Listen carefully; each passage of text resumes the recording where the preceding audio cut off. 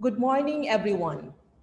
Welcome to our webinar on online tutoring, support and assessment, requirements and challenges. This is the last of the webinar series on public administration and governance education during the time of the new normal, organized by the University of the Philippines Open University, Master of Public Management Program, and Faculty of Management and Development Studies, and the Association of Schools of Public Administration in the Philippines, Incorporated.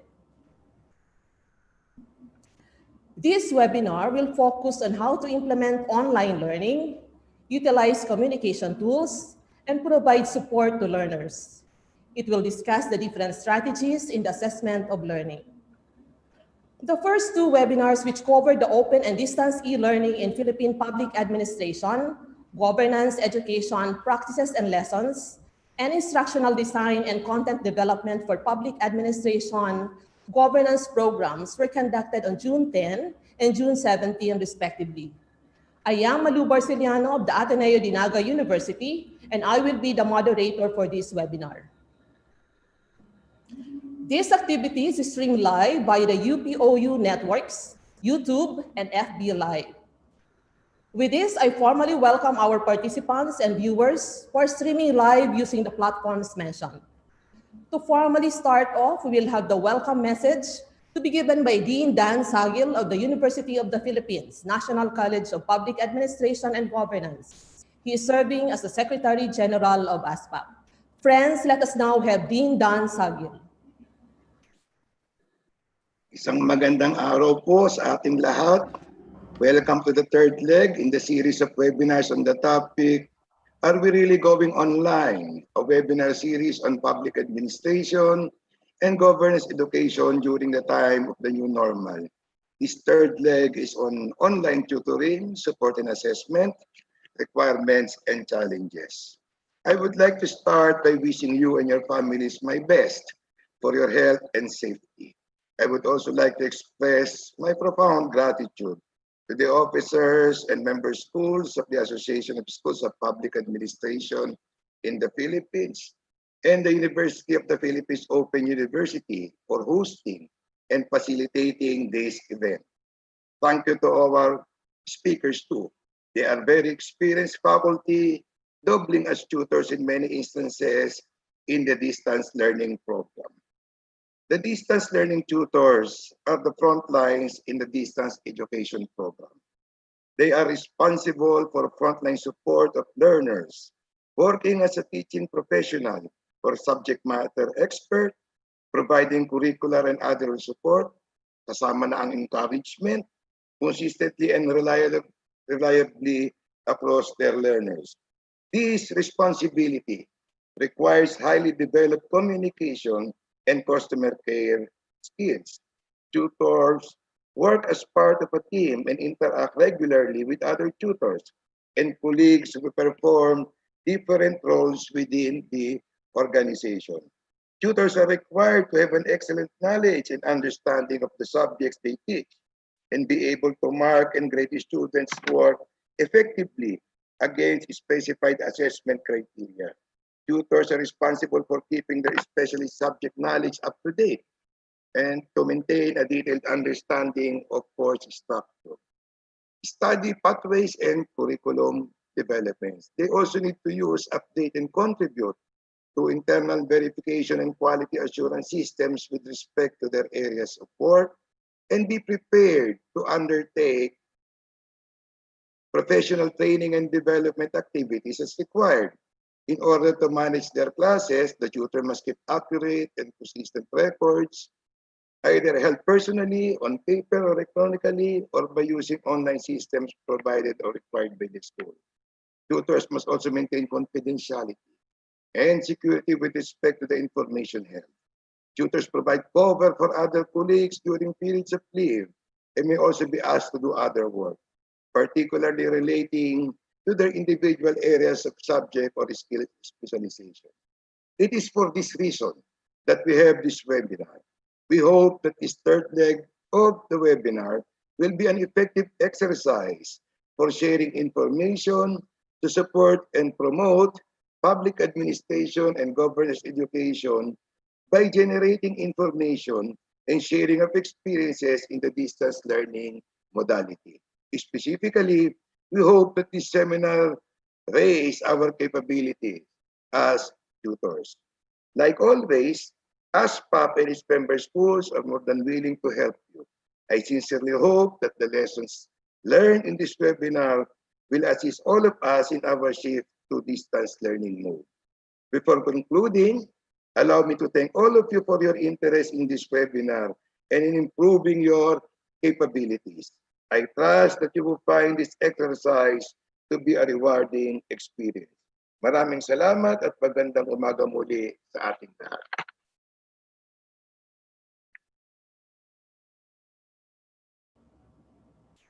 Thank you for the inspiring message, Dean Dan Sagil.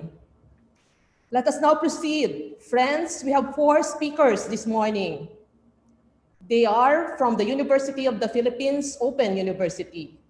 3 of them will be sharing their respective practices, including lessons relative to online tutoring, support, and assessment. At this point, we'll now have the presentation and discussion of our speakers. They're given about 15 minutes to do the presentation. After the presentation, we shall move to the open forum. Our first speaker is Assistant Professor Jubilee Seth Herbacio, the Program Chair of the Master of Public Management of the University of the Philippines Open University. At the same time, she is serving as Treasurer of the Association of Schools of Public Administration in the Philippines, representing the University of the Philippines Open University. She will be discussing facilitating learning in the era of physical distancing. Friends, let us all welcome Assistant Professor Jubilee Seth Herbacio. Maraming salamat, Malu, at magandang umaga sa ating lahat, lalo na yung mga nag-attend ng first at saka second webinar. So let me share my slides.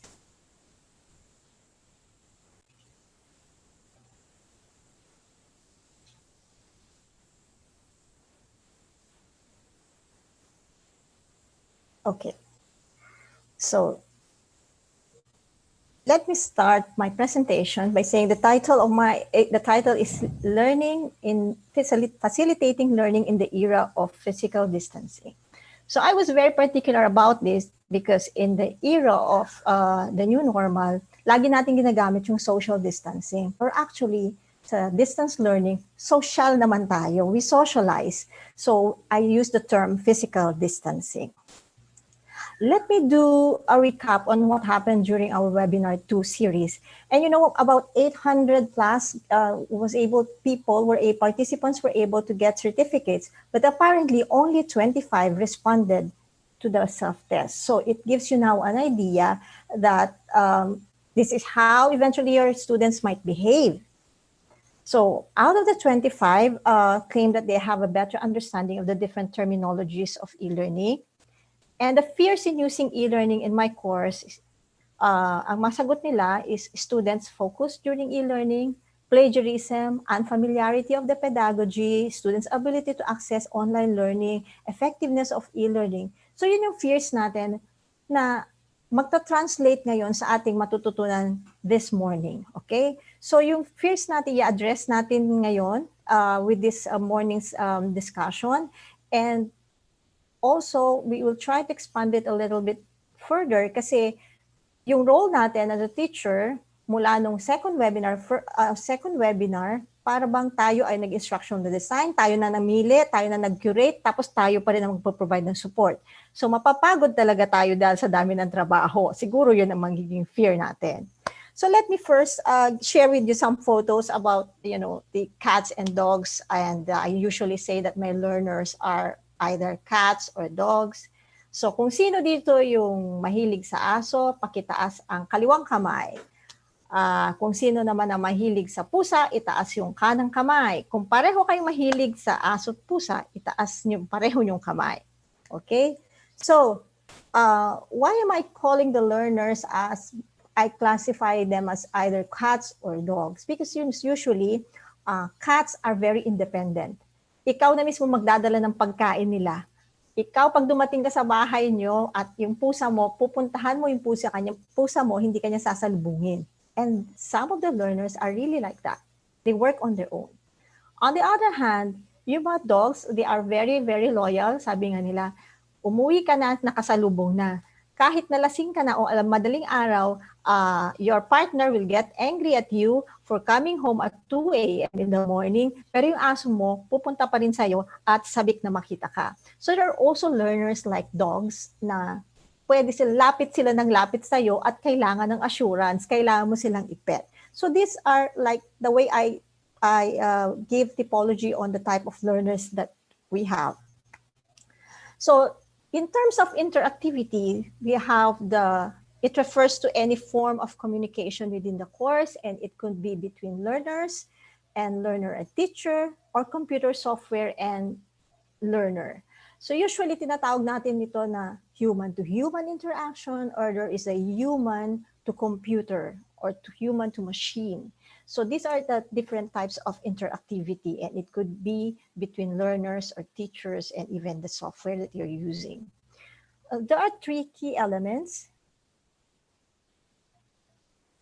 There are three key elements of e-learning interactivity, 4 key elements, and one is course communication, which is about knowledge. There's an interactivity between learners, learners and institution. There's course management, and there's also among learners. We also have course collaboration, or we have the shared task, which is a requirement for collaborative and cooperative process.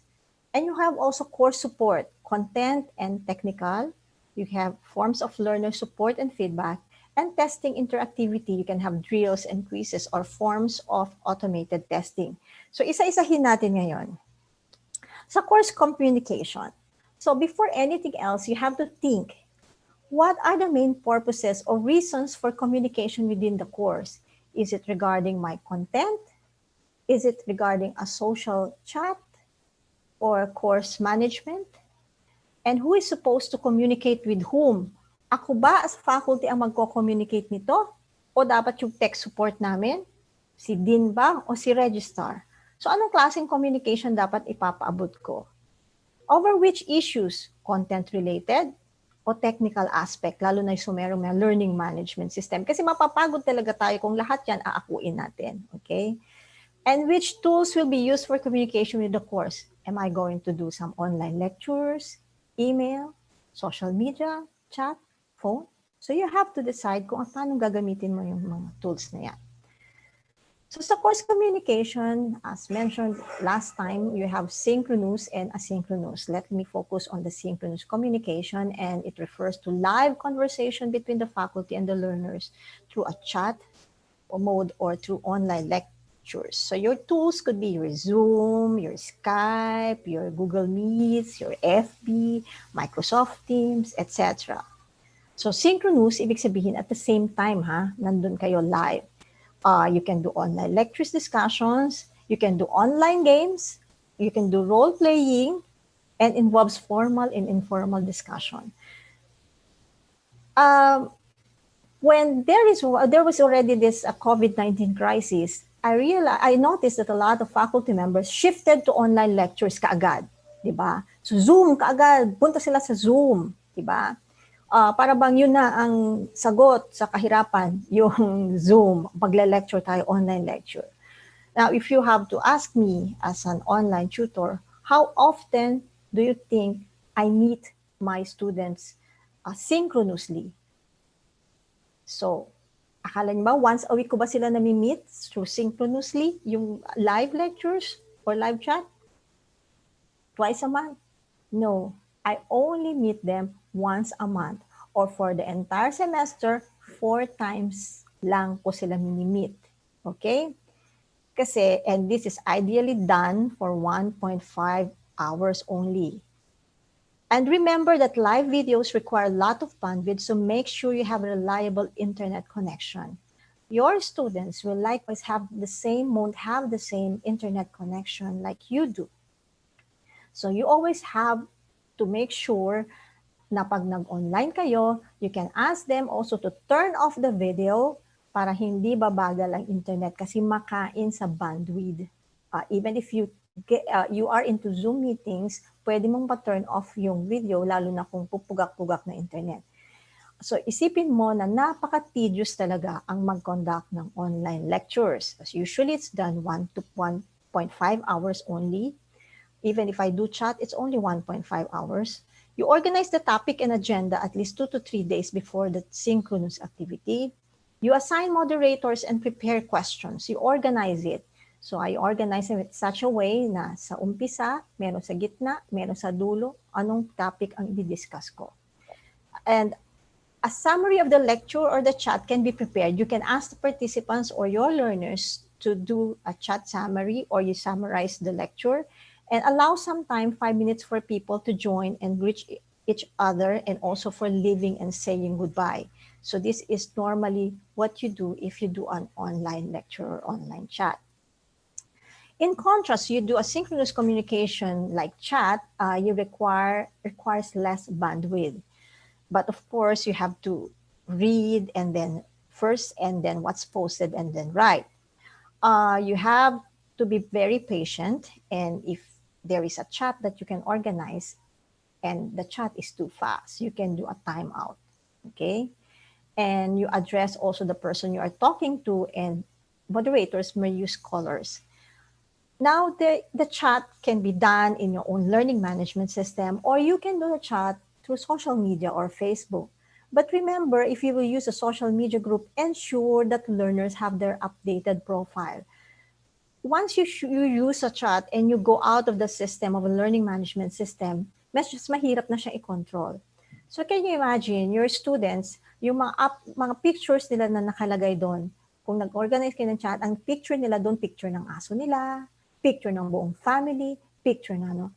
Ang hirap intindihin. And also, kung ang kanilang mga pangalan doon sa mga Facebook account nila ay iba-iba ang pangalan nila, hindi nyo rin malalaman kung sila talaga yon. So you have to lay down yung mga rules mo kung paano ninyo i-administer yung chat nyo sa isang social media which is more informal. Okay? So some chat communication rules: be patient when your question is not answered immediately by others, and use a common language during chats. So if in English, Filipino, yung naiintindihan ng lahat. Do not use abbreviations which could not be understood by everybody, and use universal abbreviations only. And be decent in the choice of words while chatting.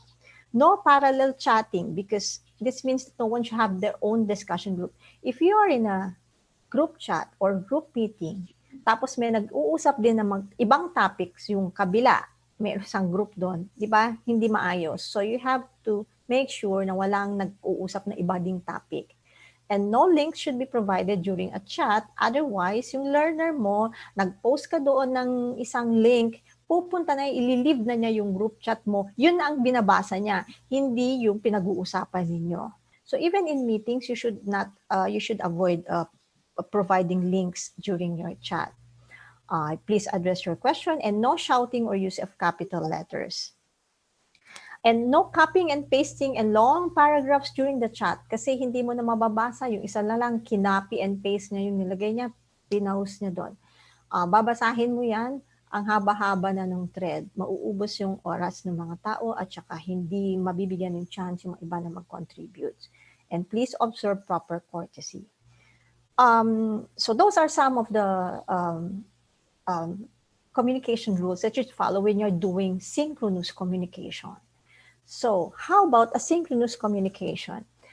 It refers to any form of communication where participants can interact their own pace and time. An example of this could be a forum or an email.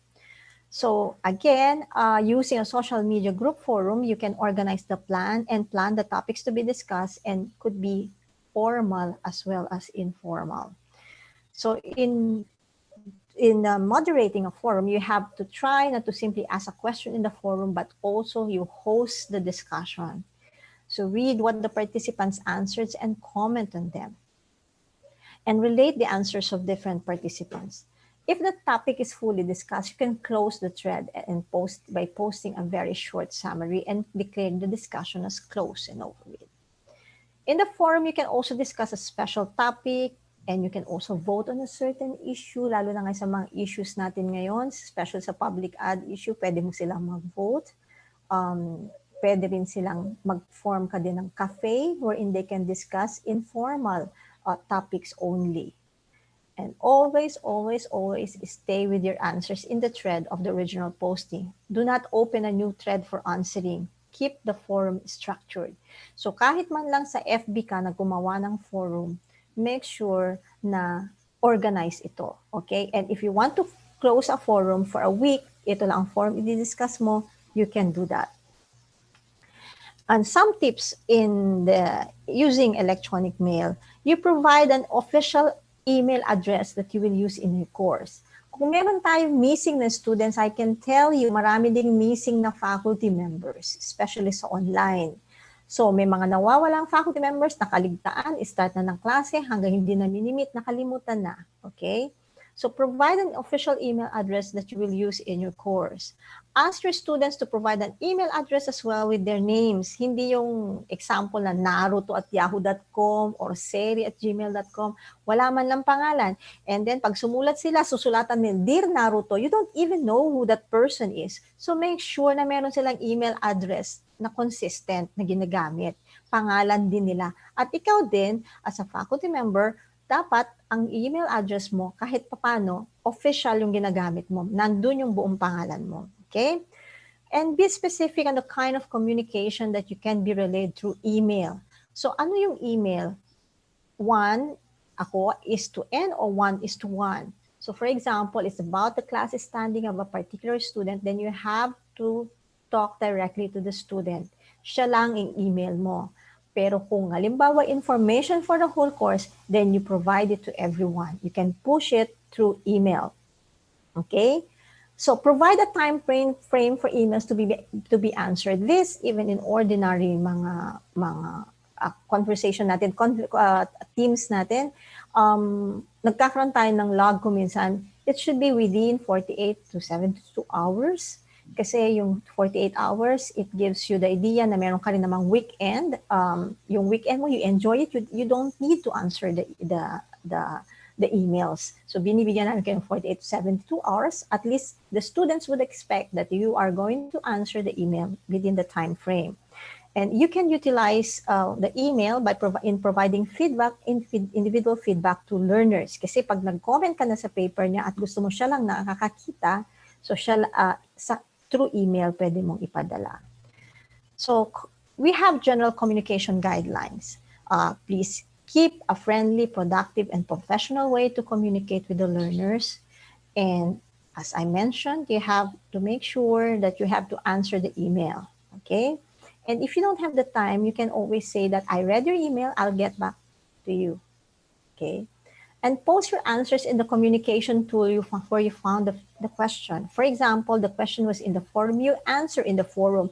If the question was found in your Facebook account, you answer it in the Facebook account. Okay? So, kung saan mo nahanap yun, yun din ang gagamitin mong tools. Now, let's go to netiquette. Okay? So, because these are important na. Alam nyo naman na ito, pero baka nakakaligtaan.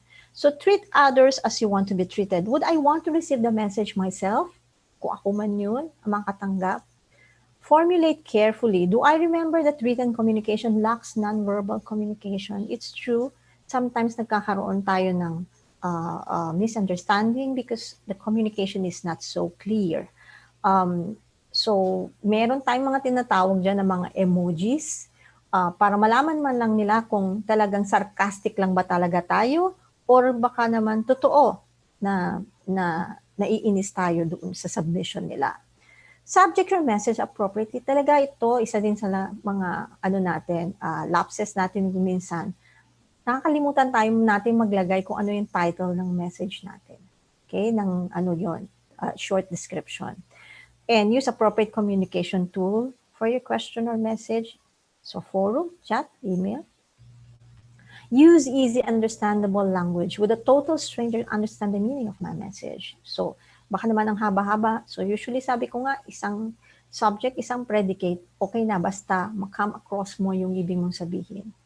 Don't use capitals. Do I really want to shout? Is there a better way to highlight my message? Sometimes we also receive emails from students na capital letters lahat. Parang galit pa.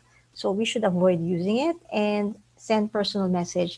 Ito yung sa ating, ewan ko, I noticed that a lot of Filipinos usually use, because of yung mga kami, tayo, we would like to inform you, we always say we, where in fact you are the one communicating with the students. So let us avoid na parang damay-damay yung buong program, where in fact, ikaw lang naman yung nagsasabi na siya ay bagsak dito sa subject na to. I mean, or siya dapat sa'yo. So, know when to use talaga na ikaw yung nagsasalita rather than we, because mahirap tayong gumamit ng or one should feel or one, be direct. Now let's go to course collaboration. Okay, that's course communication that I've discussed earlier. Now without course collaboration, are participants supposed to do cooperative and collaborative work during the course? At which stages of the course program are the participants supposed to do a cooperative or collaborative activity? What are the reasons and purposes for cooperation or collaboration? Which tools will be used and how will the chosen tools be used? If you notice, nung karoon tayo ng pandemic, ang daming nagko-collaborate ng TikTok, nagkakaroon sila ng choir, nagko-collaborate sila, may tumutugtog. O di ba? Isang collaborative activity yon. Pero para maka-arrive ka doon sa collaborative activity na yon, kailangan meron kang mechanics. Okay? At saan nila i-upload? So an example of a course collaborative activity is, I always ask my students to do an e-journal. So they have to share articles, insights, interview, pictures related to online teaching and learning. So may deadline. You have activities na gagawin nila. Kasi kailangan maayos siya dahil nga ikaw nang gumagawa kung nagsiset ka na ng mga roles din nila at ino-organize mo ng group. Unlike sa face-to-face kasi, sasabihin mo lang, o sino magkaka-groupmate, choose kung sino yung gusto mong ka-groupmate. Pili lang sila, di ba? O 5-5, o sige, mag-groupmate, group kayo. Or 1, 2, 3, 4, 5, 1, 2, 3, 4, 5. Ang hirap. Paano mo ngayon gagawin? Yung numbered heads na yon. So, paano gagawin mo? When you do that, ikaw na mismo mamili. Okay? Ikaw na, as the faculty, mamili kung sino magkaka-groupmates para sila, they will work together. Okay. So, that's collaborative work. How about course support? Are the participants being supported during the course? Mga naman. So, sino susuporta sa kanila? Pwedeng yung faculty, pwede yung learning center, na yun ang gagawin niya. Hello sa mga nanonood sa learning center. And who is the faculty who will handle the course? Yung specific na faculty na yun. Meron ba siyang tutor? Okay. Is the faculty trained for online tutoring? Ito na ngayon ang ginagawa natin. Na-train ba sila kung paano mag-provide ng support? Baka hindi. So, kailangan i-undergo natin ng training. So, ngayon, ngarag-ngarag tayo magpa-training sa mga teachers natin para ma-train sa first, sa incoming SEM. In fact, sa UPOU, we also conduct mga trainings during itong mga summer and a mid-year break. Yan yung mga schedule din namin ng mga training para sa mga incoming namin ng mga faculty members. So which communication tools will the faculty use for course support? Email ba? FB ba? Ano bang gagamitin niya? Which role will the faculty take? Expert, the moderator, motivator, troubleshooter. I tell you, instead of, maliban lang sa pagiging expert ka, content expert, nagmo-moderate ka pa ng discussion. Motivator pa. Why? There will be a chance na ang marami kang mga estudyante na hindi magpapakita. So all you have to do is contact them. Hanapin mo sila. So i-motivate mo sila to come online. Okay? Ang problema pa, troubleshooter ka pa. So akala nila tech support ka pa. So sasabihin nila, ma'am, hindi ako login. Okay? So lahat yan, ang frontliner na sinabi nga ni Dean Dan kanina, frontliners talaga tayo. Sa palagay nyo, mayroon ba talagang susulatan yung estudyante natin kung hindi tayo kaagad? Tayo kaagad ang susulatan nila, ma'am, hindi ko po ma-access yung file. O ikaw naman, di mo naman sasabihin na, o kay tech support mo itanong. Tsaka mo lang siya i-refer na naman. So lahat tayo parang frontliner, tayo lahat sasagip yun. Kaya tech support ka pa, meron ka pang taga-motivate. Sometimes may mga kilala ko na mga faculty members, they spend so much time na hanapin yung mga estudyante na hindi nagpapakita, kailangan mag-follow up ka. Sabi ko nga, mauubos din yung lakas mo sa follow up sa mga ayaw talaga mag-aral. So, sometimes you also have to think na mag-focus ka rin dun sa mga gusto talagang mag-aral. Okay? So, how often and which stages of the course will the faculty become active with which activities? So, dapat pinaplano mo na kung ano yung gagamitin mo. And of course, testing interactivity, kailangan ka bang gumawa ng automated test? Yung mga ginagawa ko sa inyo, parang mga self-test, ginagawa ko lang sa Google Docs. So, you can do that. And then, what kind of testing is needed? So, dun sa last week, I gave you a form. This will be your task. Okay? Binigyan ko kayo ng form nung last week na kukumpletuhin nyo. And what will be your assignment is all about ito, identify how you will provide tutoring and support. Ano yung individual learning activities that you will use? Okay, you ask them to read the learning materials, watch the videos, you participate in your webinar, meron bang quiz, midterm, final exam, paper, discussion forum. Huwag nyo silang lunurin ng mga masyadong maraming task. Can you imagine kung nagpapa-webinar kayo araw-araw or every week? Paano pa ibang klase na kung nag-decide din magpa-webinar? Baka naubos na rin ang kanilang And syempre, isipin nyo rin na hindi dapat kayo magpa-synchronous communication palagi. Okay? Kasi baka din computer nila ginagamit ng buong pamilya. So how will you administer the said activity? Proctored ba? Face-to-face? Or proctored face-to-face exam? Or hindi? So what forms of communication tool will you use? May online meeting, may chat, email? When will you use the tool? Are participants supposed to produce a group work during the course? How do you plan to organize it? Okay? What are the expected outcomes of the course collaboration? How will the results outcomes be presented and consolidated? Saan nila i-upload? Saan nila i-submit? I-email ba nila sa'yo?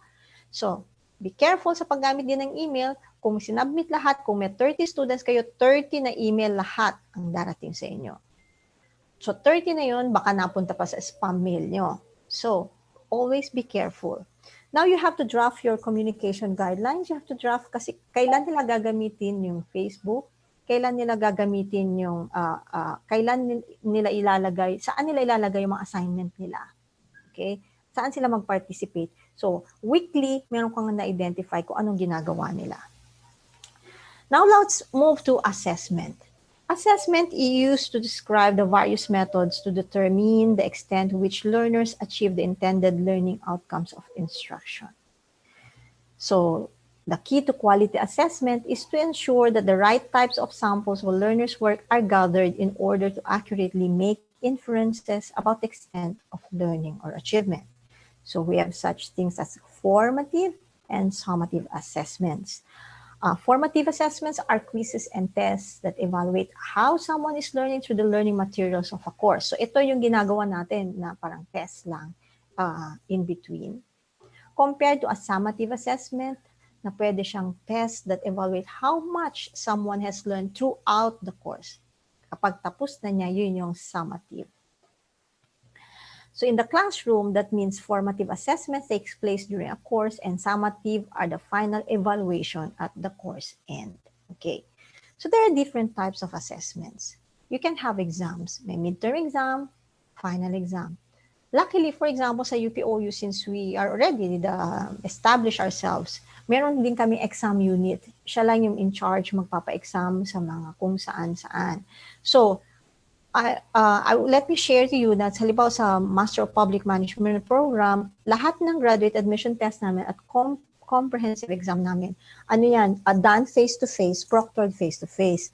It's only during this time of the COVID-19 na nag-shift kami sa paggamit ng online. Now, we will have our graduate admission test to be administered online on Saturday, I think on Saturday, and we just finished the compre exam last May. Tawag nito, this was administered and proctored, so we had to avail of the services of ProctorU, which is a service provider on proctoring. So, yun din ang paggagawa ng tawag nito. Ito yata yung gagamitin para sa GAT and for for the online exam, meron kaming trained yung aming nagpo-proctor. So you can also do participation in online discussions. So yung online discussion, pwede kang maglagay ng percentage kung ilan, ano i-assess mo kung nagpa-participate siya talaga.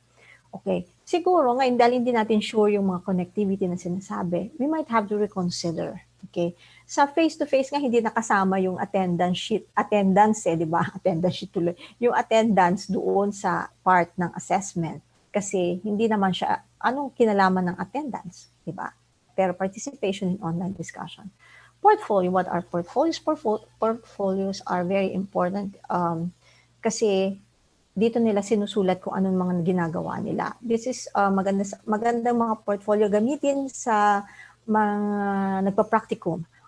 In fact, sa ibang offices ngayon, ibang agencies sa international, pagka nag-apply yung isang tao sa kanila, hihingin sa'yo, do you have a portfolio? Meron kasi itong mga online na mga portfolio, online portfolio.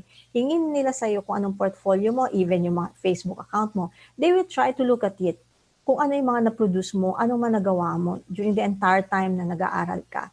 And kung makikita nila na maayos naman itong mga portfolio mo, pwede ka nila i-hire. Okay? Isa sa basihan yan. So, importante yung portfolio. Pwedeng gamitin yan ng nyo sa mga estudyante nyo. Peer review and feedback. Pero dapat ang mechanics nito clear din. Kasi marami tayong mga freeders, mga estudyante na pwede nilang, sabi nila kasama sila sa group, pero actually wala namang participation. Okay? And of course, self-assessment. So, sila mismo i-assess kung nag-increase ba o alam ba nila yung, meron ba silang idea dun sa napag-aralan nila. And they'll be happy. Because this, self-assessment, I do this in the online courses, and then they will say, sabi, alam ko pala, ganito, nung una kong trinay yung self-assessment, top 3 out of 5 lang, pero after binasa ko din, I was able to get a perfect score. Okay. So, how about plagiarism? So, for assignments, I now put this as part of, mga submission nila. So, I put this a certification against intellectual fraud and dishonesty. So, yung estudyante, pipirmahan niya, I hereby declare upon my honor that what I have written in this paper are the products of my own personal intellect, and I have made the proper attribution of sources and references. In the event that it is established by competent authorities that what I have written in this paper had been obtained by me through fraudulent use of ideas or information belonging to other persons, I will accept the corresponding penalty or sanction corresponding to such dishonest conduct. So I've started doing this, including this para dun sa mga assignments nila na dapat pirmahan nila to make sure na wala silang, para marunong silang gumawa ng attribution. Okay? So what about rubrics? A rubric is a coherent set of criteria for students' work that includes descriptions of levels of performance or quality on the criteria. They allow assessment to be more objective and consistent, and they require the faculty to clarify his or criteria in specific terms. They clearly show the learner how the work will be evaluated and what is expected. They also promote learner awareness of the criteria to use in assessing peer performance, and provides useful feedback regarding the effectiveness of instructions, and provides benchmarks against which to measure and document practice. So if you use a rubric, it will be clear to your students. Yun lang yun. Simple lang yun. So yung estudyante, alam niya kung paano siya ginigrade. Okay, so example, sa physical skills, use of equipment, oral communication ba, work habits, products, could be written essays, themes, reports, term papers, other academic products that demonstrate understanding of the concept. So, pwede kang, yun ay isa sa mga i-evaluate. So, examples, for example, in my class, so for example, sa local government, meron akong sa faculty mark assignment, 20%, sa case study, 30%, participation, 20%, final exam, 30%. On the other hand, I have a rubric for the criteria for grading a paper. You have content 50%, organization of thoughts 15%, writing style 10%, format 10%, proper citation, and on-time submission could be 5%. You can do your own, okay? So I'm sure you already have an idea how you do that. Now, for task 5, list down all the assignment tasks and other activities for each of the week in your course syllabus. Again, I would like to warn you, wag masyado ha, wag masyado kasi tendency ng mga faculty, dahil hindi mo sila nakikita, bigyan mo sila ng maraming assignment, maraming trabaho, kahit yung mga naka-work from home para busy sila. Tawag nito, keep in mind kung ilang sessions lang dapat. Okay? So at ilang oras dapat ang gugugulin nila sa iyong course. Include a rubric or scoring guide for each of your assignment, exam paper, or whatever activity that you want to do. Okay.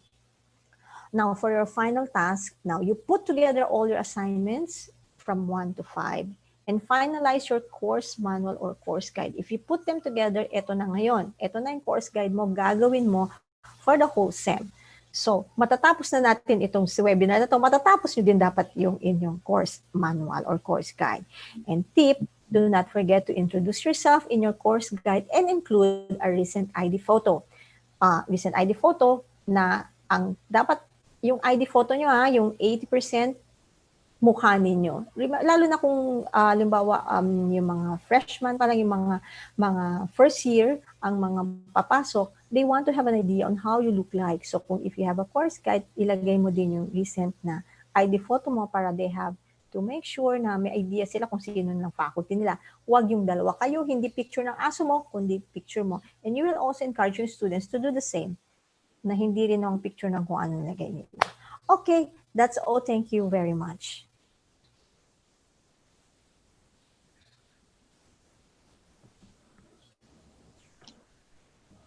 Thank you for the insightful presentation, Assistant Professor Juby. So in her presentation, she highlighted the 3 types of interaction, the key elements of e-learning interactivity, including the value of course communication, course collaboration, and course support. She also discussed about assessment, both formative and summative. And I think we have to work on the task given by Assistant Professor Juby. So we shall now move to our speakers who will be sharing about online tutoring support and assessment, practices and lessons. We shall start from Dr. Merlin Paunlagi, an associate professor at the Institute for Governance and Rural Development and director of the Center for Strategic Planning and Policy Studies of the College of Public Affairs and Development of the University of the Philippines, Los Baños. As a faculty in charge at the UP Open University, she teaches quantitative methods in public policy and administration. So friends, let us all welcome Assistant Professor Merlin Paunlagi. Hello, good morning. Can you hear me properly? Sorry for the poor lighting, but you can just listen to me. Okay. Okay, so we can start. Thank you, Ma'am Judy, for inviting me. And I think the main reason why she requested me to be part of this UPOU talk is because I'm teaching quantitative methods. How we're able to teach quantitative methods online. So for this morning, the slide that you listening to Ma'am Juby, I was smiling because I have also, well, I followed many of the tips that she has presented, but at the same time, I had some ideas, but for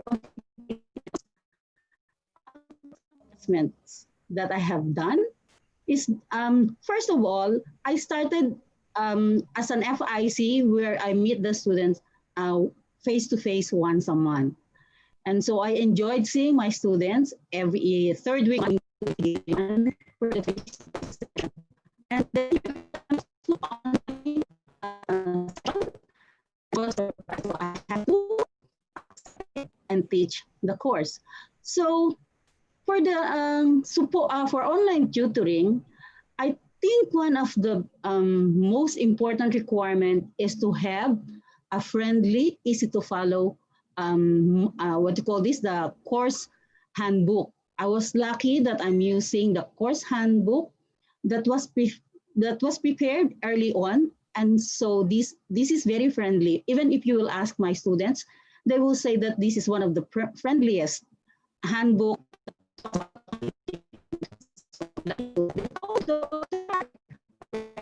So some mistakes need to be addressed.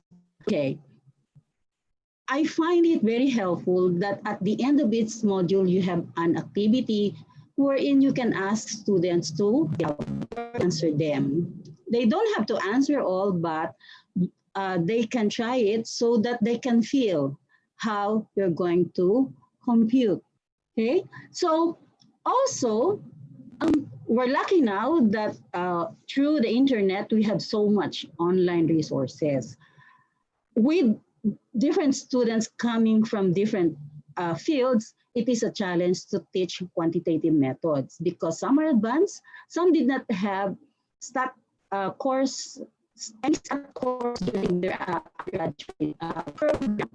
So what I usually do is, so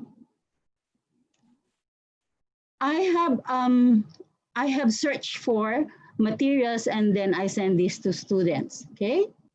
One of Dr. Juby mentioned about chat sessions. For the chat sessions, she mentioned that you should have about 4, 5, or 6. At the beginning, I started with 4 chat sessions, eventually moved on to 6 chat sessions, but now I'm having it for 5 because I've realized that many of the students are do not have the time. Okay, so that's how I adjusted my chat sessions, and this a chat session lasts for 2 hours only. Through the years, I also learned that if you just they will not read it session. They also send questions so you're ready to answer them when we have the scheduled chat session. All of these requirements are included in my course outline. So at the beginning of the semester, I always send to all students the course outline.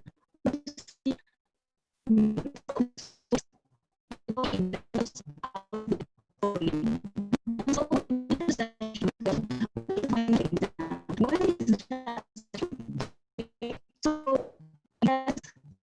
is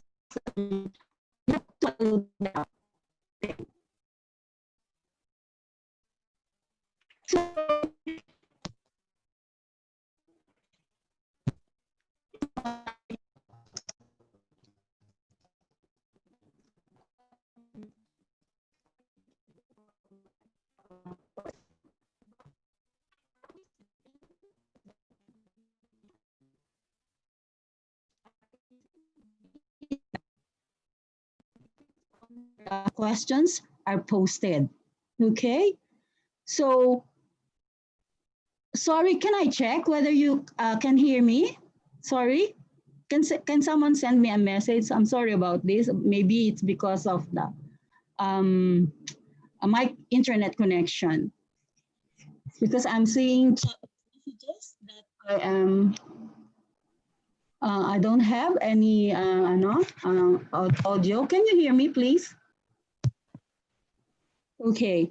Can I continue? Can someone please give me the signal that I can continue? Okay.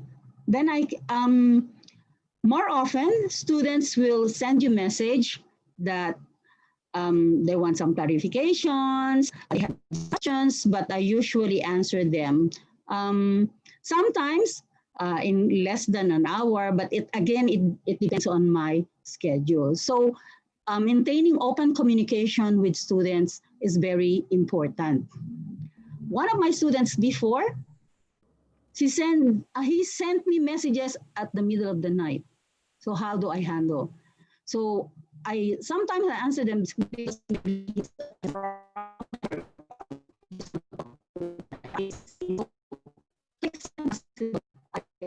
these messages. In terms of assessment, Ma'am Juby also talked about this. I had short exercises. Again, through the years, I have adjusted the number of short exercises. My short exercises, and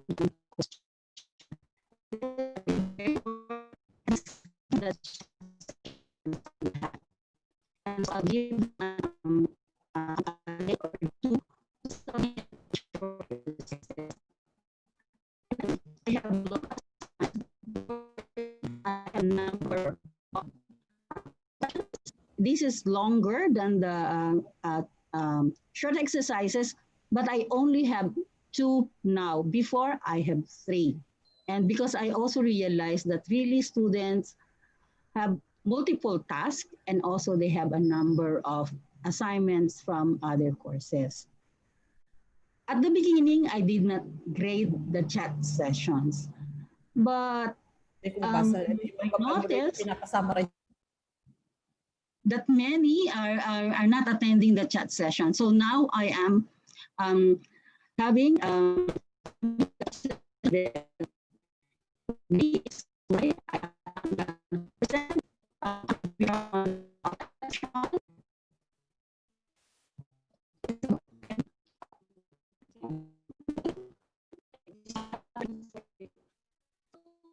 Scheduling of the chat sessions, this is clearly indicated in the schedule of chat session is included in the course outline. This is clearly marked when and what time. So every chat session, I'll post the notice 2 days or 3 days before the chat session so that they will be informed ahead of time. For absentee students, I always remind them, but we cannot do anything for those students who would not really like to appear during the chat sessions. My other concern is some students would just like to log in and then disappear, meaning they're doing other tasks. And so we cannot do anything about this, although sometimes I ask them that directed to some students so that they will answer my question. Lately, we've been using Facebook because we had some encountered difficulties before. And I'm talking about technical issues.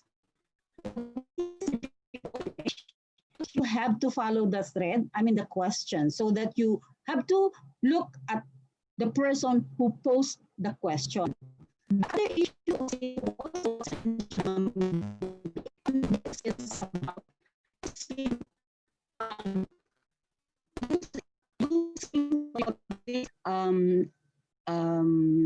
other names than the real name. So when I was looking at the record for the chat sessions, I had to send an email. Can you please,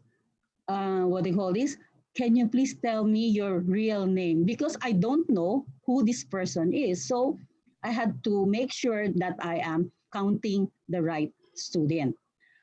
One of the challenges for the assessment is the late submission. This is very often, although in my portal, it will always inform you how many days that the submission was late.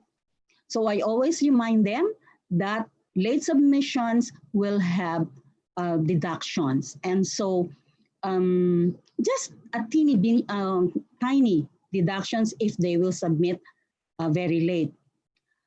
You will also find out that there are students who submitted the wrong assignment. They submitted assignment from another class. And so I had to message them, can you please submit the right exercise or the right assignment? Also, sometimes within the course, you're asking for exercise 2, but they will submit for exercise 1. So those are the some of the challenges that I have met through my years of teach as an online tutor at the UP Open University. One of the biggest challenges that I have also encountered is how to encode the mathematical symbols. Fortunately, Excel or Microsoft Word have features that could help you type the what do you call this? The equation. So it is a lot of help. By the way, all my final exams are administered face to face. Ma'am Juby mentioned about that this last semester we had to do it online. So it was really a challenge for me on how to come up with an exam that will be administered online. Eventually, I was provided help by the section that Ma'am Juby mentioned, but it was a struggle at the beginning because I want to ensure that the students will be able to understand the questions if it's online. And so based on the results of the last exam, it was all right. So those are the requirements and challenges that I have met through the years in teaching the quantitative methods. Teaching, mentoring, or tutoring online student continues after my class because I have met a number of students after they have attended my course. I tried avoiding meeting students while they are enrolled because it will not be the same for the other students who I cannot meet during the course, because you cannot avoid that they will ask for lectures about the lectures for the course.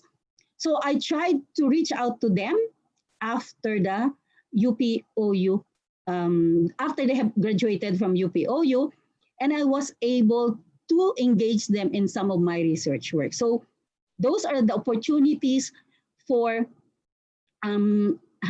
having been a tutor at the UPOU. Actually, mayroon akong isang estudyante sa Sulu na constant ang aming communication, and I was able to visit Sulu because sa tulong niya, because of the research that we are doing. Ganun din sa Iloilo, in Davao, and also in Cotabato City. So yun yung mga opportunities naman. Ang isang challenge lang talaga ay pag ang daming estudyante. Although Ma'am Juby informed me that I can have, what they call this? Assistant tutor or something, I can get assistance because since PM 299.1, which is the quantitative method, is, what they call this? Ang tawag dito, medyo, requirement siya for, it's a core course, that's why napaka-popular niya. In one course, in one semester, I had more than 60 students. So I think that's all for now that I can share. Sorry about the choppy audio, and I don't know why I'm having problems. So with that, thank you very much for listening. If you have questions, I can answer them. If you did not hear properly my sharing this morning. Thank you very much. Okay, maraming salamat, Dr. Merlin, for the presentation. So we had technical glitches, so allow me to walk you through briefly with her presentation. So she discussed with us requirements and challenges relative to online tutoring and support assessment. For online tutoring, she made mention about being friendly, also the value or the use of online resources, and also the use of having chat sessions and having open communication, as highlighted already by Professor Juby. Also for support assessment, she also made mention about the use of short exercises, having long assignments, graded chat sessions, and face-to-face final exam. For some challenges, she shared the value of having a good schedule of chat sessions, but it's also a concern having absentee students. Those will be just logging in, and after a while they have to disappear during chat sessions and some technical issues. For support assessment, she made mention about late submissions, wrong submissions of the course requirements, and some other requirements being required by the professor. So that's the one shared by Professor Marlene. So let's now move on to the next presenter, the next speaker. Our next speaker is Professor Tricia Ascan. She is a certified public accountant by profession and currently a senior lecturer at the Faculty of Management and Development Studies of the UP Open University. She has been teaching online for 10 years, and she teaches public financial management under the Master of Public Management program of UPOU. She has been involved in content development and design of online courses of the continuing education program of the Faculty of Management and Development Studies of UPOU. She has developed and written online courses such as Simplified Accounting for Entrepreneurs and Business Analytics application, and is currently involved in the instructional design of an online course in business taxation. Friends, let us all welcome Professor Tricia Ascan. Thank you for the introduction, and good morning to all the viewers and attendees of this webinar. Share ko lang yung screen.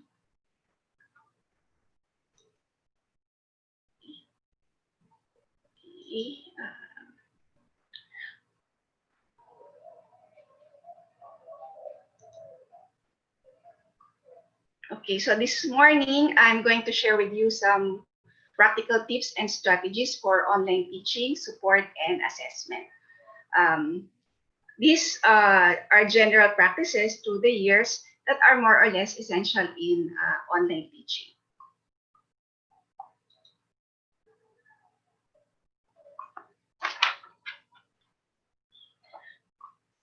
Okay, number one, know your students.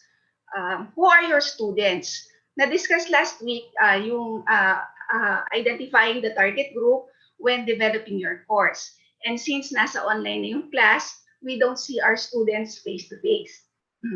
And like sa UP Open University, we only see our students pag graduation na. So if you want to create an environment where you foster interaction, maintain contact, and provide support and encouragement, you have to know your students. And one way to do that is to create a profile of your students by asking them to fill up an information sheet and submit it by email, or if you're using an LMS, learning management system like Moodle, merong uploading bin doon. Or if you're somewhat techy, you can create Google Forms and it will make a summary for you. So dito, makikita natin yung diversity ng mga estudyante. So for example, mas marami yung may work. And then you will not schedule a chat or a synchronous discussion during office hours kasi mas marami yung di makaka-attend. Or in case of students from abroad, iba yung time zone nila. So you may have to adjust the due date of the assignment. So let's say may due date na September 15 na assignment, pero sa ibang lugar, sa ibang bansa, September 14 pa lang. So by knowing your students, you can make appropriate adjustment and support. Another way is to use the social forum. And I use this for class introductions. So the students get the chance to share something about themselves, and it helps lighten up the class. This is sort of an icebreaker. You can be creative in doing this. You can create a private Facebook group for the class, or you can ask the students to take a selfie or make a short video about themselves and upload it in the virtual classroom. Now, this encourages participation because this is not so formal. And it also promotes professional networking among the students and the faculty. So katulad yung sinabi ni Dr. Paul Lagi kanina, meron siyang estudyante from Sulu, na-meet niya, nagkaroon sila ng research project. Okay, number 2, conduct a course orientation. To prepare your students for the online class, you can conduct an online course orientation where you can discuss the overview of the course, like the course description, the objectives, the topics or modules, the requirements, and how are they going to be assessed, your class policies, the grading policies, and even how to navigate the virtual classroom.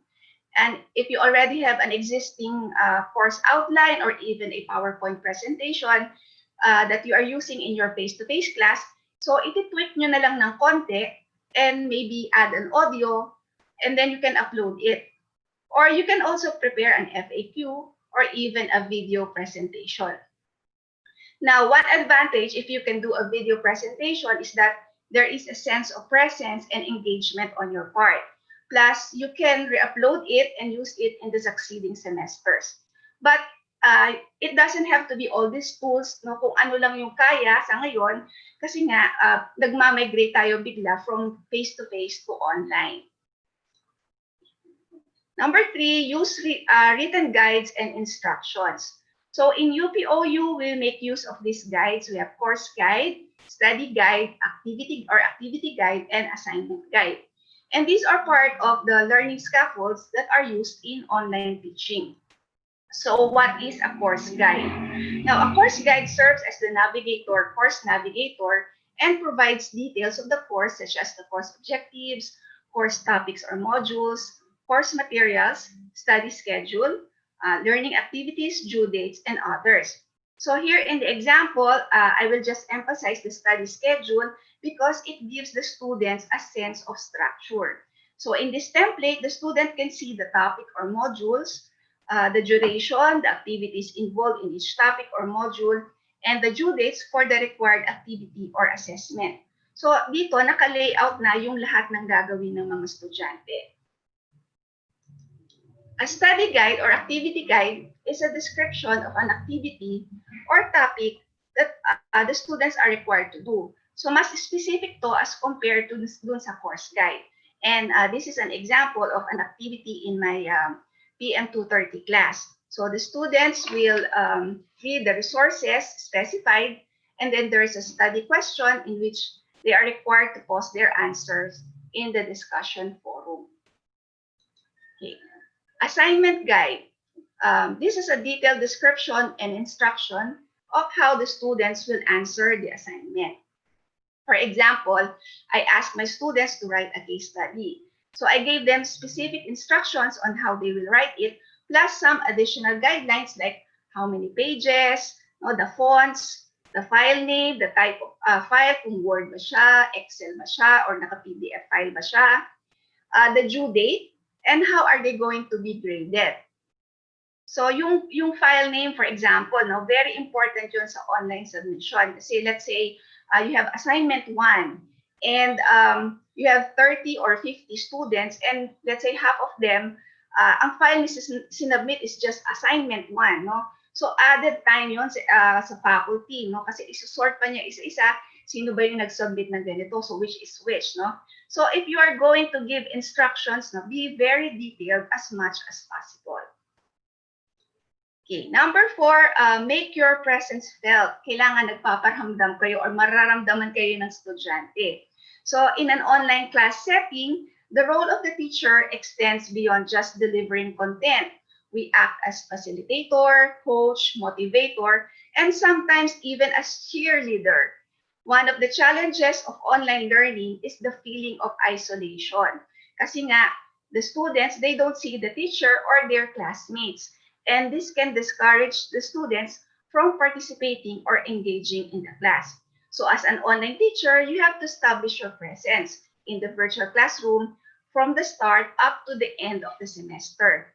Kailangan the students feel that you are there to provide support when they need it.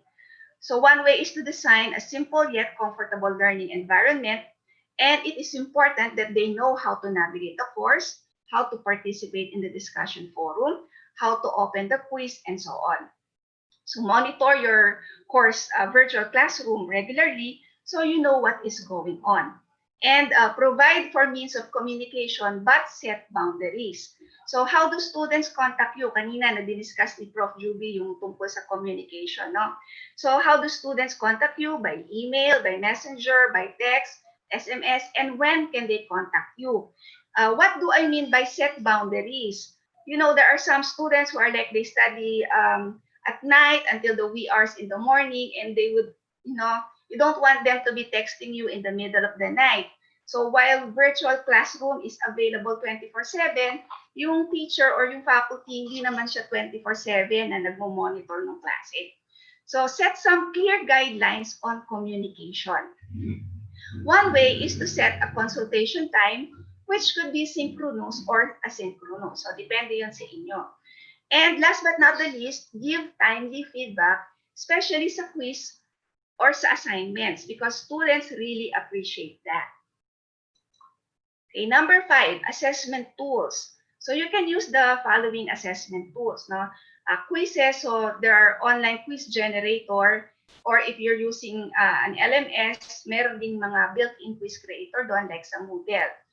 You have assignments, discussion forums, reflection paper, case study, like yung example ko sa previous slides, action plan, a video, a concept map, or even collaborative project.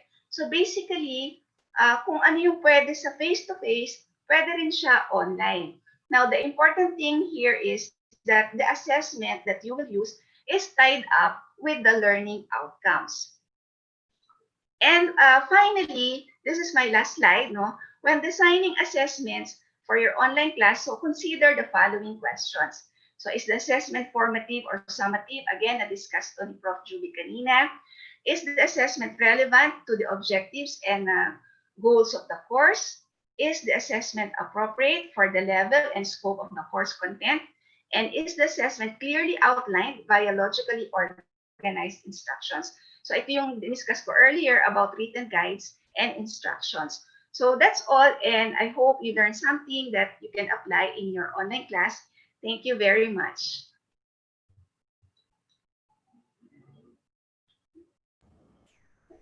Maraming salamat, Professor Tricia. So she shared with us 6 points relative to the conduct of online tutoring. So she mentioned about knowing our students, conducting a course orientation, using written guides or instruction, making our presence felt, and also the use of assessment tools and some assessment considerations. So time check, it's already 11:16, but we still have one presenter. So let us now have the last, but not the least speaker, Dr. Augusto Rodriguez.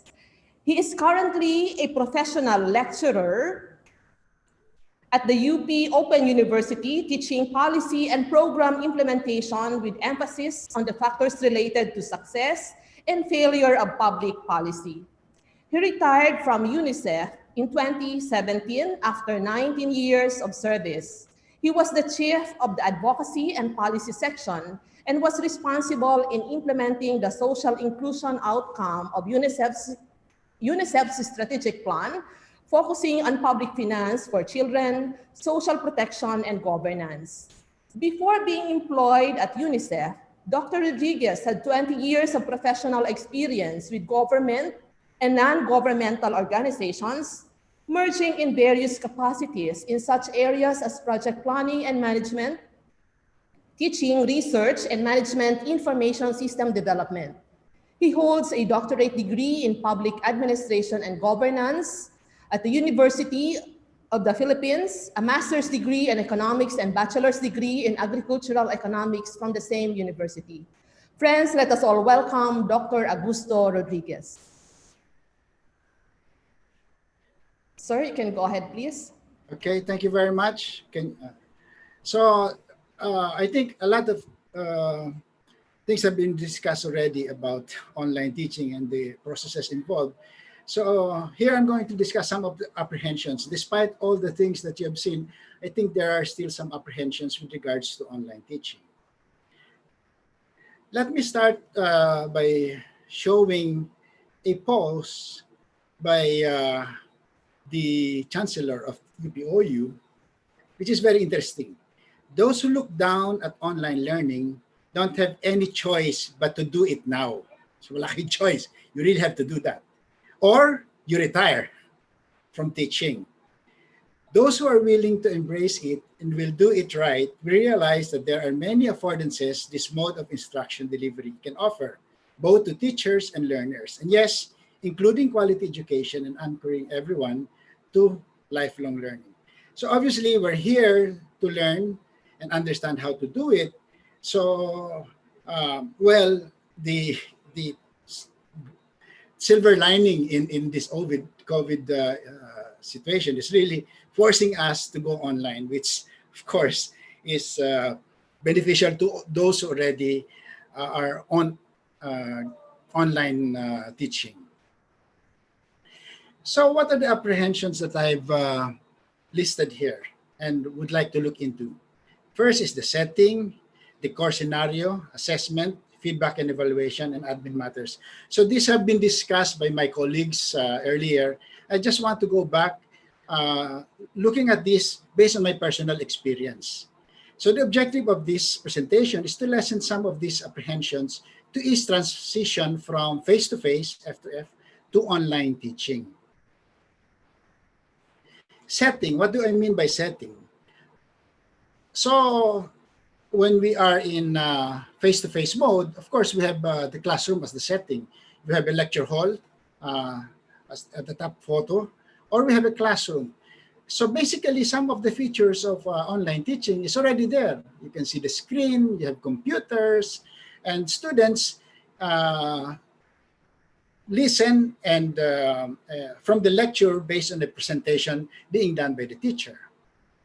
In an online, the setting is a portal.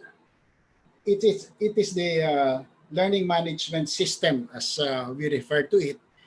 And the nice thing about this is that this environment is already sufficient for you to be able to do your teaching. And much more, you can do this either at home or in a cafe where you can drink coffee while doing your presentation. So this is the environment by which you will have to work on, at least in the UPOU, uh, and manage your class using the online portal. Okay, so this has been asked earlier. In face-to-face, you start off with a syllabus. So it's the same thing. You usually divide the semester into weeks so that you can program what you're going to do, state the objective, policies, grading, or the rubric, the topics and the learning objectives, and the reading list. This has been shown earlier by Professor Tricia. Provide link to handouts, PDF docs, YouTube, and other learning sites, and make this available to students via email. So that is what I do when I was still teaching face to face. It's the same thing, except that this time the syllabus is made available through the learning portal. So basically, it is the same. If you've been doing that, so nothing much has to be changed. Second, content development, which is the most important part of the teaching. In an online UPOU portal, you can see the different activity or resources that are available for you to be able to teach properly. So this has been already discussed by some of my colleagues, but I'll just show you what I've been mostly using. Of course, file, because I send files through the portal. So you don't send files via email. You send files within the system so that the students who are already in the system can receive it properly and officially. So you choose that option and link to the file that you want to send. It will be automatically sent to the different students in your class. So this portal already has the list of the students, their email, their pictures, and some background. But as Professor Tricia said, you might want really to get more information because you want to really have a better perspective of the students in your class. Since it's online, all you have to you only have basic information. So if you want to dig in, then you ask them to fill up a form. Lectures. So if you have been doing lectures in a face-to-face scenario, it's the same thing. You have to prepare a lecture, and usually lectures are done using PowerPoint, at least for me. So I prepare the PowerPoint presentation, and in a face-to-face, the difference is that you present this, of course, in a classroom setting. In an online, you prepare it with a voice or a video and made available again to the learning portal. So, yan nga, in PowerPoint, there is already a voiceover that a software that takes over in reading the text if you really don't want to read it or present it yourself. So there are many options in doing PowerPoint presentation. So for me, this is a very basic requirement. You really have to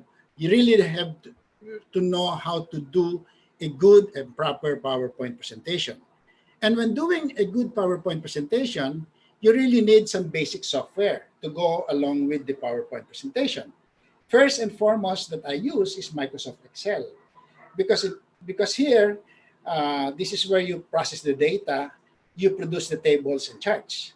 So in my course, this is very useful, and this is a requirement. You really have to have some software to analyze data. You have to have some graphic software. Sometimes you really need to fix or make your presentation good, and you have to have some handle in graphics software. I just use Paint. That's sufficient for me. Another software that you use, like SPSS to do some statistical analysis, and some mapping software to have some map presentation that you incorporate in your PowerPoint presentation. So basically, if you're doing, if you know how to prepare, if you know how to use PowerPoint and prepare a good PowerPoint presentation, then the transition from face-to-face to online is so smooth, so easy, not a problem. So basically, it's still the same. Assignments. In face-to-face, I don't use that. Why? Because for a week, face-to-face, you ask them to do an assignment, maybe reading only, but really producing something on face-to-face, that's seldom done. For me, at least, it's very difficult for students to be submitting something after a week's work. But online, this is very useful because uh, there is an illusion actually that there is more time for students to do some assignment. So within the week, you can ask them to do something and submit it the following week or 2 weeks after. So I use assignments at least in online teaching. Recitation. Of course, in a face-to-face, it's live. You can ask them. If you're a terror teacher, you ask them to stand and interrogate them. In online, you can do that. Well, unless you do it via Zoom or via some platform. But of course, most of the time, I use the forum to get feedback from my students. So in the forum, after a lecture, I usually put some guide questions for them to answer and to start discussion. And students would usually answer those questions and start conversing. But I've observed through the years that most of the students do not really discuss among themselves. What they do is they usually answer the question and submit to you as the professor, as teacher. So it becomes a one-on-one discussion, which is not the objective of this platform. It has to be a discussion among the groups. But I think students doesn't want really to discuss with one another. So you really have to manage this properly and to be able to get the most out of a forum.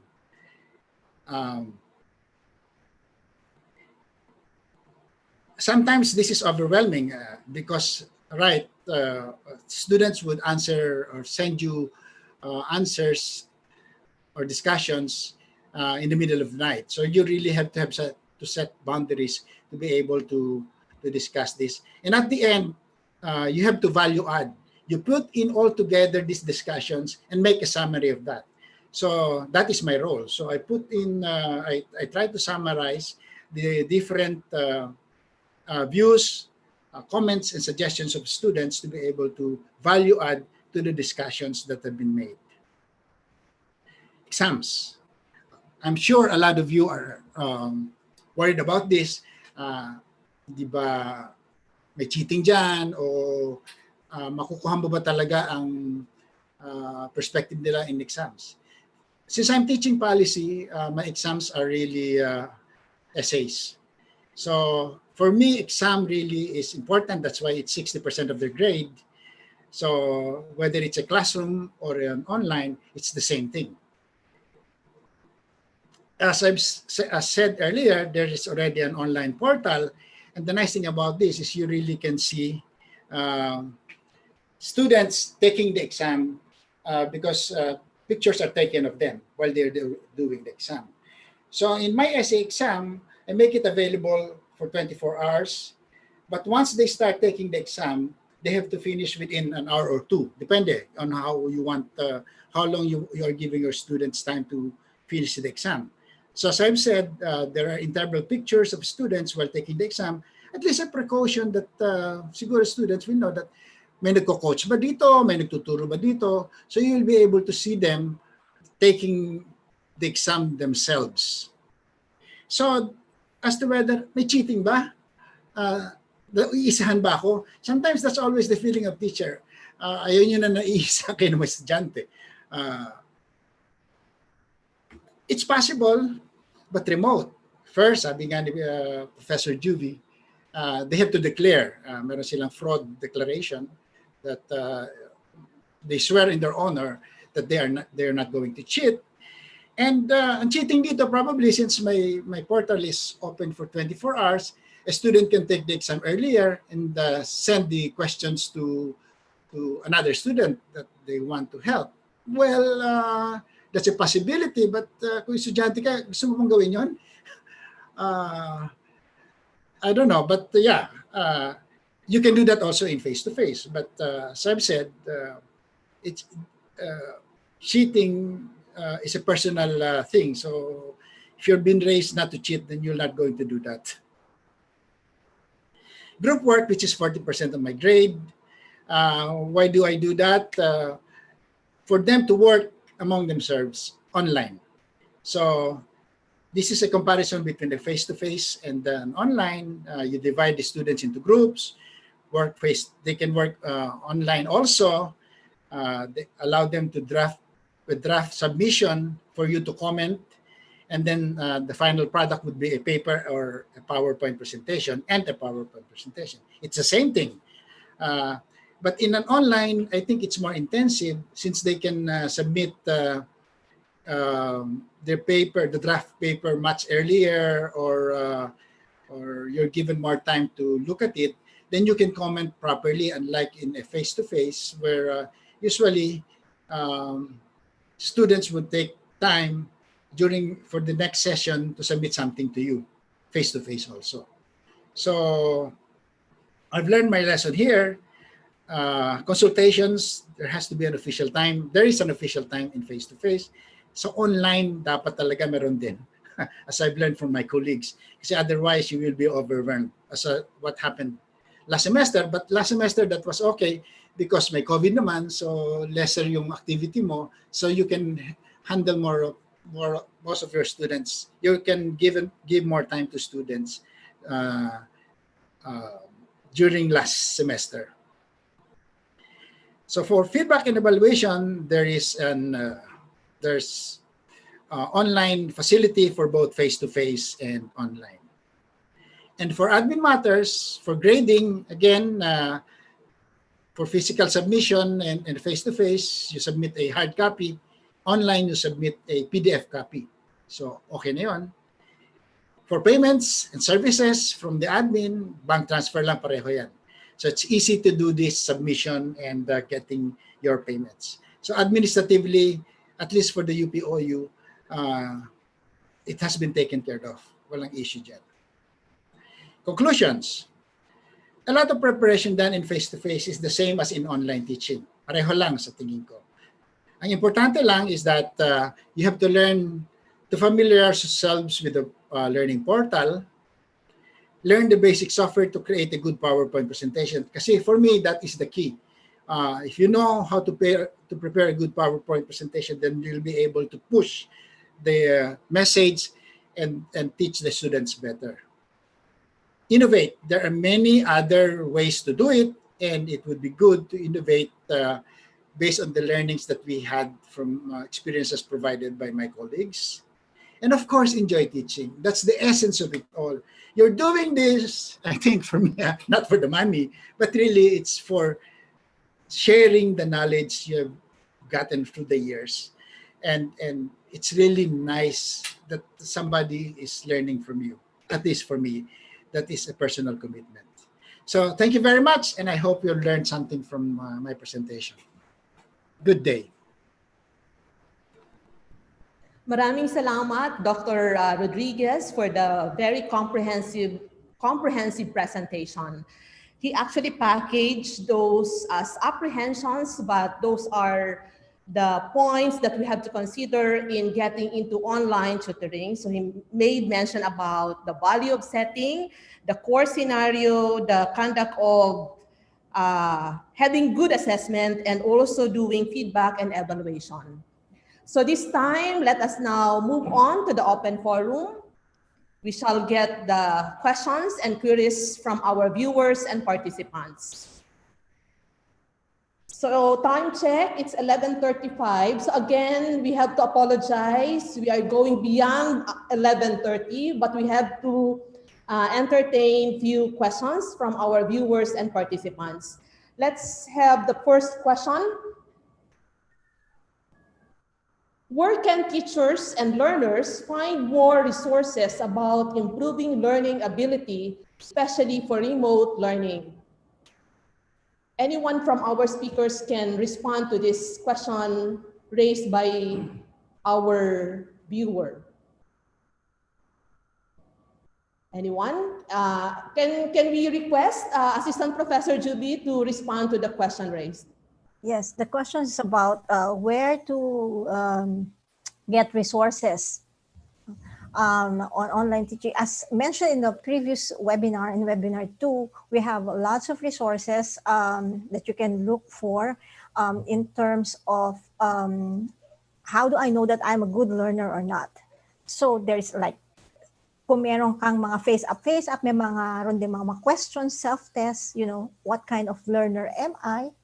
Meron mga iba, anong klaseng career dapat. Meron mga resources na nakikita mo. You use Google para makikita mo kung anong klaseng learner ka. And it's also very important to note that for distance learners, meron siyang high expectation na self-directed yung learners. Ibig sabihin, they learn at their own pace and time, which is the real essence of flexible learning. Ang problema ngayon, not all learners are self-directed kasi lahat tayo mapupunta na. So you expect also na tataas ang dropout rates mo, yung mga hindi nagpapakita. Yun yung sinasabi na ano. Kaya expect mo din yun. So dapat yung grading system mo mapapalitan. For example, yung grading system mo, 5 absences, pwede mo na siya, 5 na 5 na siya.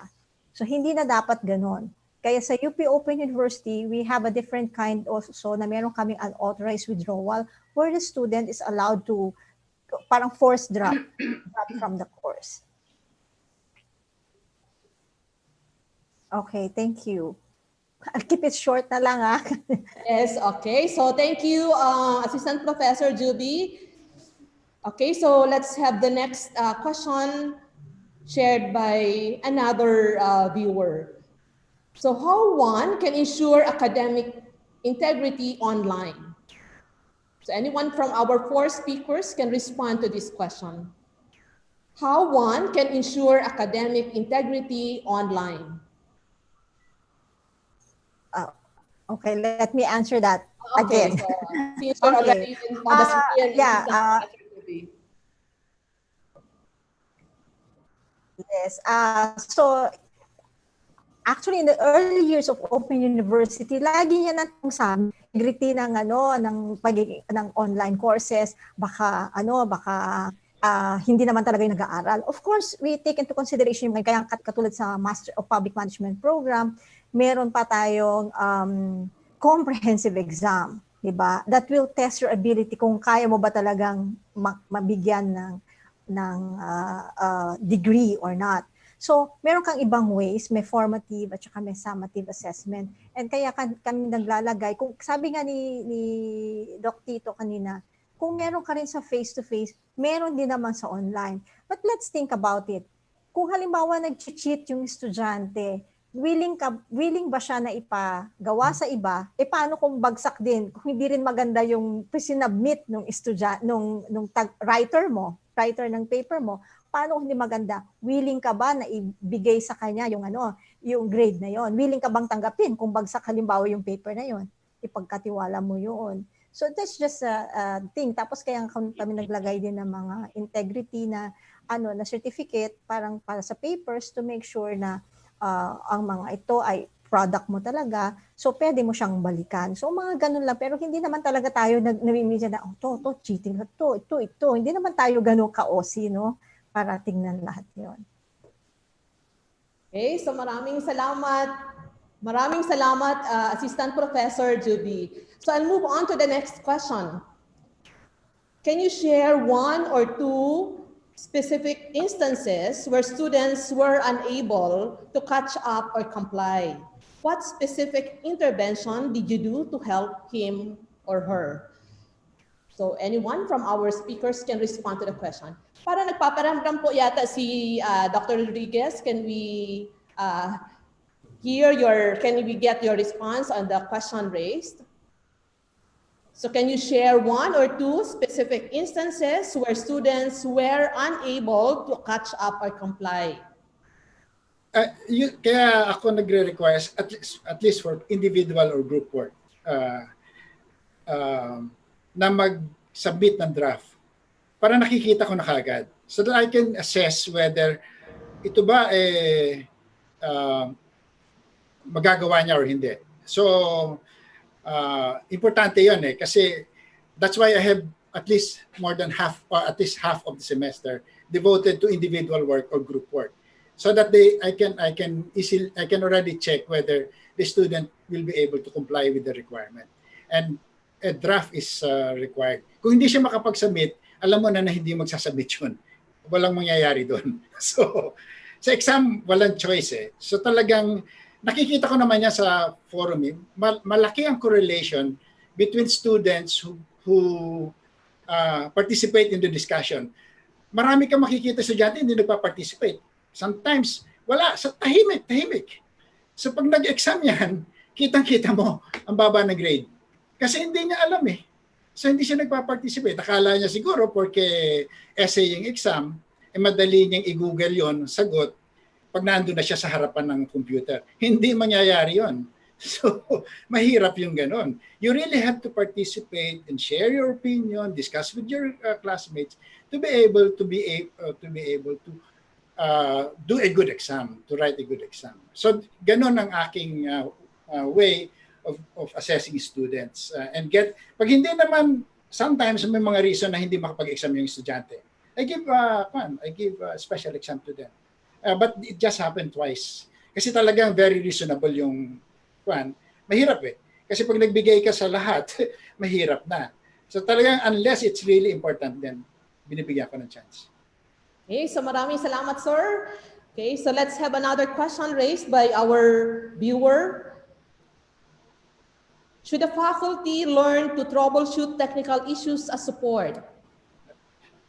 Sino po ang gustong bagot nito? So, si Ma'am Tricia, parang nagpaparamdam rin.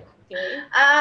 Actually, hindi naman kailangan. Siguro basta kung related dun sa course site, sa navigation, and pwede, kaya. Pero yung hindi ka makalagin, medyo mahirap yun kasi like katulad sa UP OpenU, meron kaming tech support. So pagka nag-email halimbawa sa akin yung estudyante na, ma'am, di po ako makalagin, ano po bang nangyari, ganyan-ganyan. So, ang ginagawa ko is, ine-endorse ko sila sa tech support para yung tech support yung mag-assist sa kanila.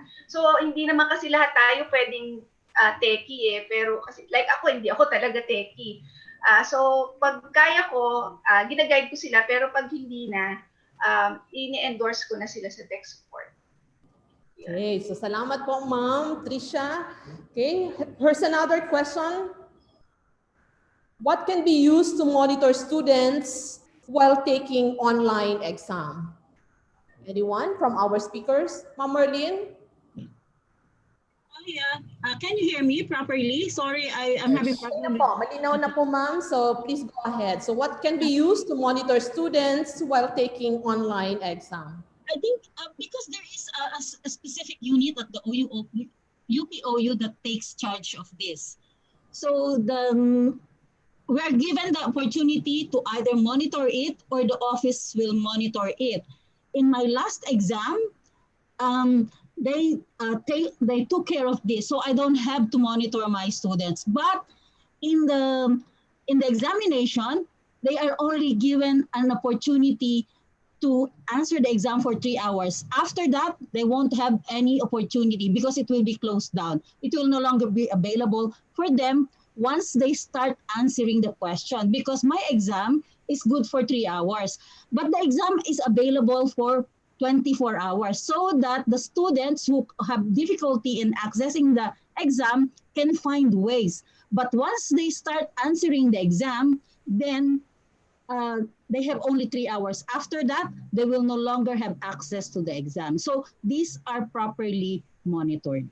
Thank you very much. Okay, so maraming salamat po, Ma'am Merlin. So let's take the last question. So unlike UPOU, other schools do not have support infrastructure and expertise that faculty can go to in the course developing, implementing, and refining this approach. Can you or ASPA, probably our president can respond to this later, suggest a platform or a facility for this purpose?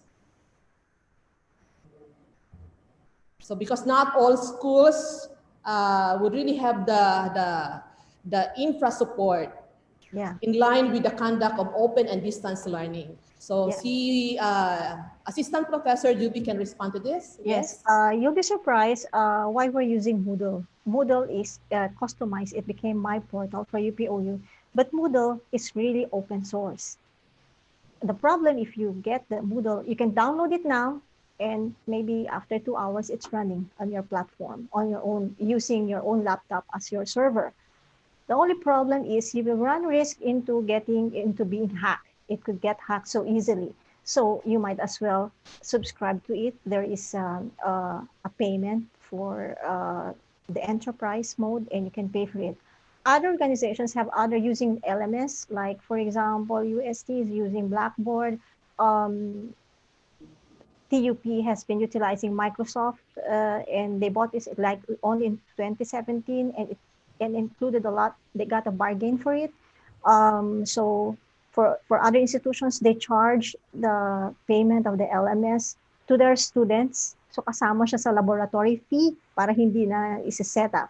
So if ASPAP is really interested to get into a platform, because there is now the Edu Connect, which Chad put up, but according to our discussion earlier, it was primarily first for the bachelor's degree, for courses for the bachelor's degrees, and wala pa siya sa mga master's program. So karamihan ng nandun pa lang nilalagay ay puro yung sa tawag nito, yung first 2 years pa lang ng bachelor's degree.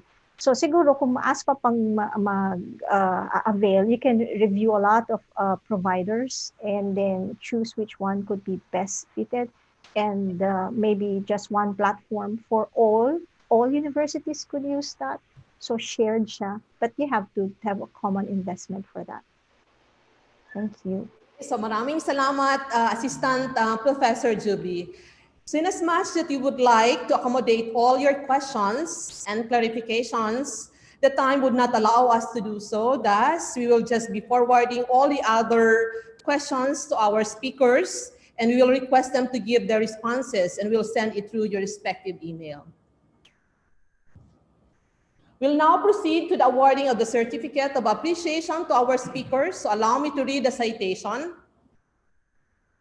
The Master of Public Management, Faculty of Management and Development Studies, and the Association of Schools of Public Administration in the Philippines, Incorporated, present the Certificate of Appreciation to Assistant Professor Juby Lisette Herbacio as resource person during the Let's Talk It Over seminar on online tutoring, support, and assessment requirements and challenges held on June 24, 2020 from 10 to 11:30 in the morning via networks.upou.edu.ph.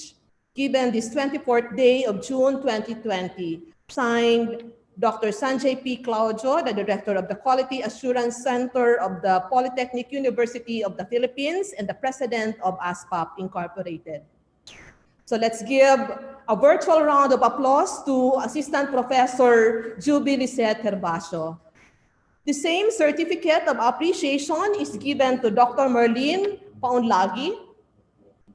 So another virtual round of applause, please. Then the same certificate of appreciation is given to Professor Tricia Ascan.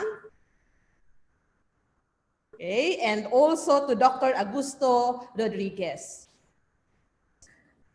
So again, maraming salamat po sa ating mga speakers. So thank you to Assistant Professor Juby Lisette Herbacio, Dr. Merlin Paunlagi, Professor Tricia Ascan, and Dr.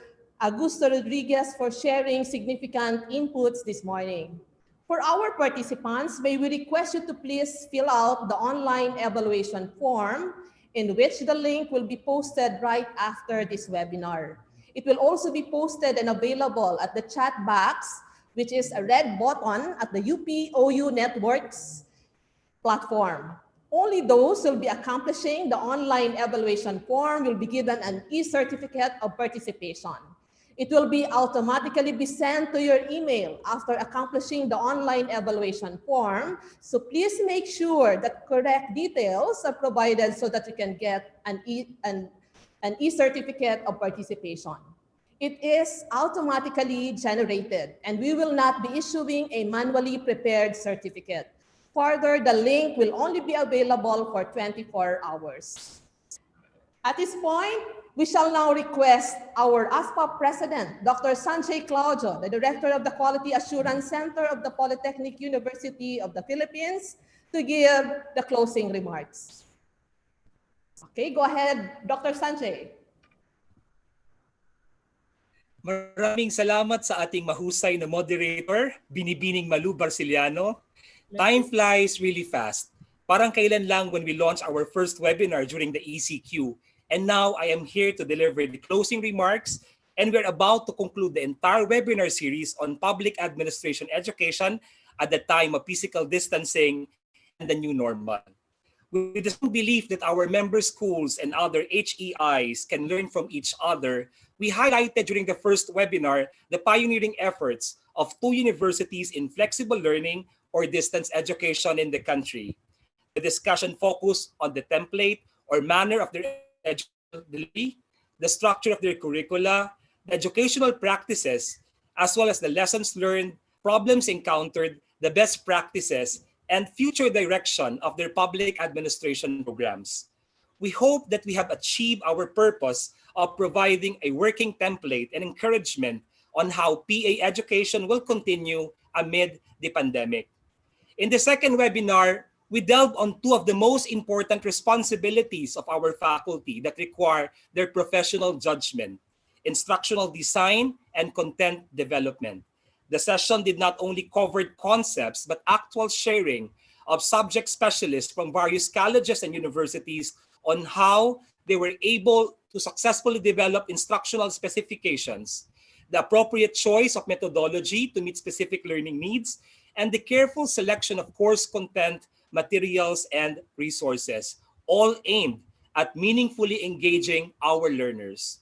And finally today, the series ends with ways on how we can ensure the authentic assessment and student support in our virtual classrooms, recognizing that the migration from traditional to flexible education entails somewhat negative feelings or attitude in the new manner of education delivery. Our faculty are then challenged to reflect on the most authentic kind of assessment that would allow their students to demonstrate mastery of the knowledge, skills, and values developed while in an online mode. An important concern is equitable access, as information may readily be available to those who are economically and technologically advantaged.